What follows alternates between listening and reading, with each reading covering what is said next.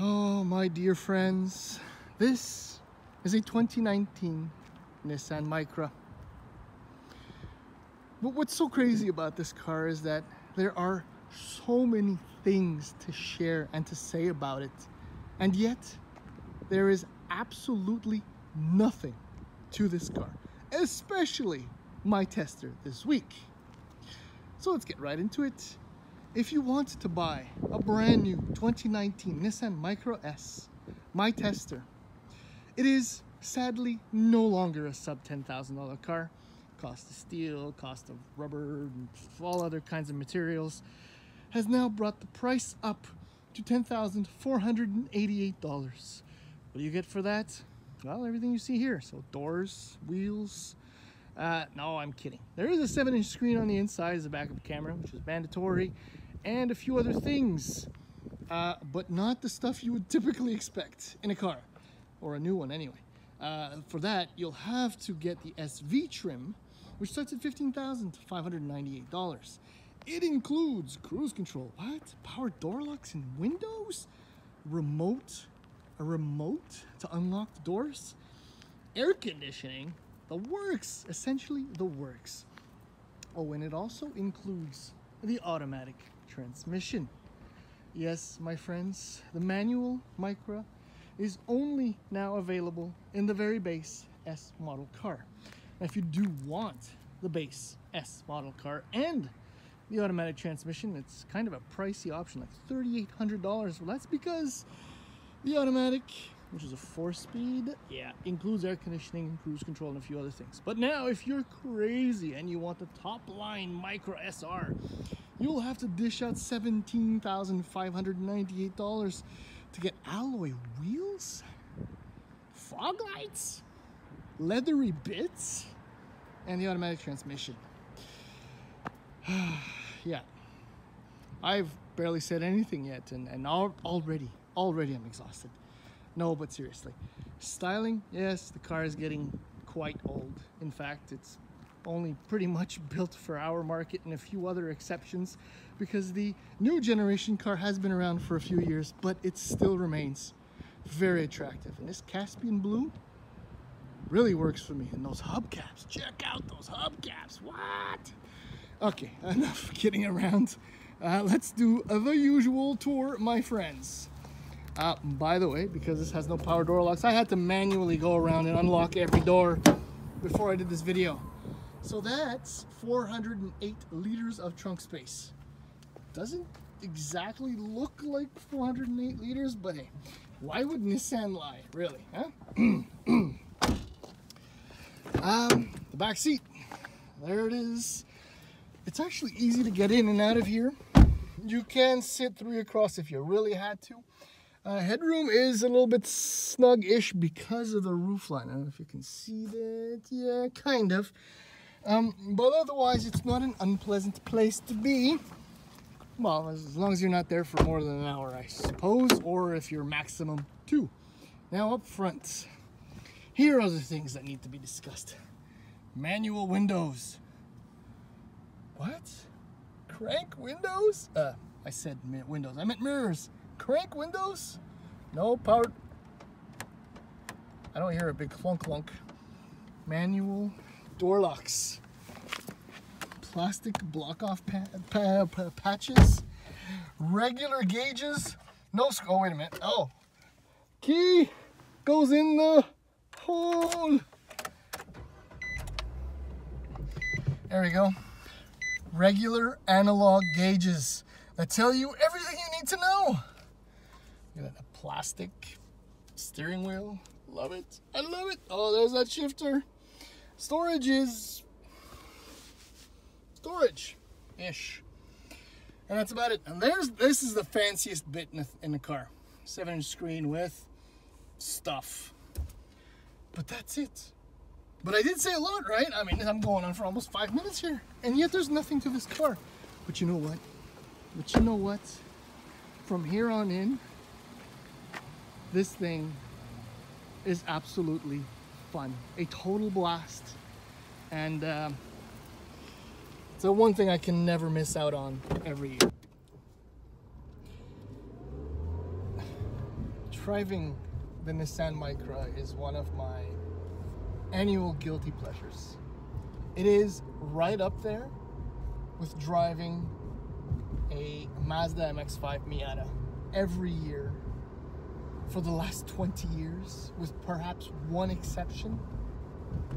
Now, obviously, the Micra, this generation Micra, hasn't been around that long, but this must be the 10th time or so that I drive one, and I still have not gotten my fill.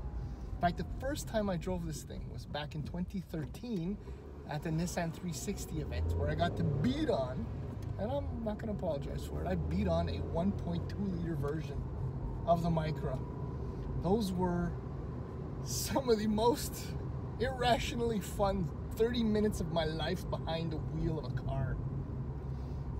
Now, I was at the launch event in 2015, so I got to drive a few versions. I even participated in one of the races, two of the races, in fact, of the inaugural season of the Micra Cup. And I've driven one, well, this was back in 15, so 16, 17, 18, and 19. And like I said, I still can't get enough. Why is that? The best way I can explain it to you is that this car speaks to the true, the passionate, the real driver. Yes, you got to be a real driver, and you know, in order to appreciate, you know, like a McLaren 600 LT or a Lamborghini Huracan or anything of that nature. But those cars are so different because you can only appreciate them for 11 seconds at a time. And even by second number 8, you're about this close from going to jail. This, with the exception of right now, because, well, no AC, the window's cracked, and I'm trying to do a little video and I want to keep the noise down, you can enjoy almost flat out all the time. Sure, it's got a 1.6 liter 4-cylinder engine that puts out 109 horsepower and 107 pound-feet of torque, and it's at 4,400 RPM. So the numbers aren't staggering, obviously, but this thing weighs barely over 1,000 kilos. That's 2,300 pounds when you round it out.